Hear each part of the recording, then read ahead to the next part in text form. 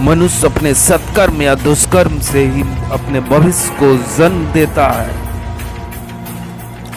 कर्म का एक बहुत ही सुंदर नियम है। जो लोग दूसरों को आहत करते हैं वे अंततः टूट जाते हैं और अकेले पड़ जाते हैं।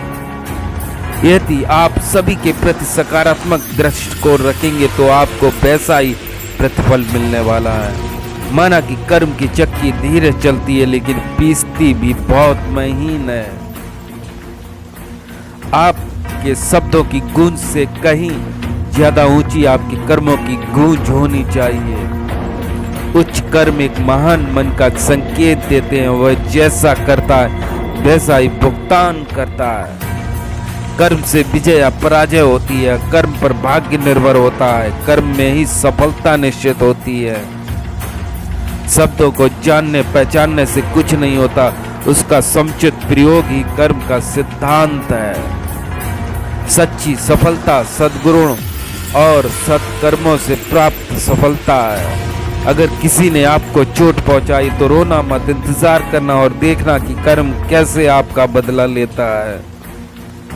आप दूसरों को कैसे आंकते हैं इसी से आपको आंका जाता है। आप अपने जिंदगी में जो कुछ भी करते हैं वह आपके पास वापस आता है। अच्छे व्यक्तियों की कभी भी इज्जत कम नहीं होती, चाहे सोने के 1000 टुकड़े कर लो, की कीमत कभी कम नहीं होती। प्रत्येक व्यक्ति को अपने कर्म करने की पूरी स्वतंत्रता है, लेकिन अपने कर्मों के फल का चयन करना उसके हाथ में नहीं है। इंसान का सबसे बड़ा कर्म और धर्म इंसानियत है, जिससे किसी भी सूरत में नहीं छोड़ना चाहिए। सत्कर्मों कर्मों को सख्ती से पालन करें और अपने मनोभाव को हमेशा नरम रखें। अपने कर्म उत्तम रखना ही इस संपूर्ण जगत का सबसे बड़ा धर्म है। हर कर्म एक बीज की तरह है और जैसा बीज बोगे वैसा ही काटोगे।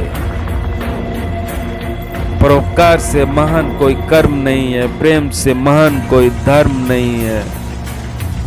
आदमी का एक अच्छा कर्म सब बुरे कर्मों को नष्ट कर दे सकता है, वैसे एक बुरा कर्म सारे अच्छे कर्मों को नष्ट कर देता है।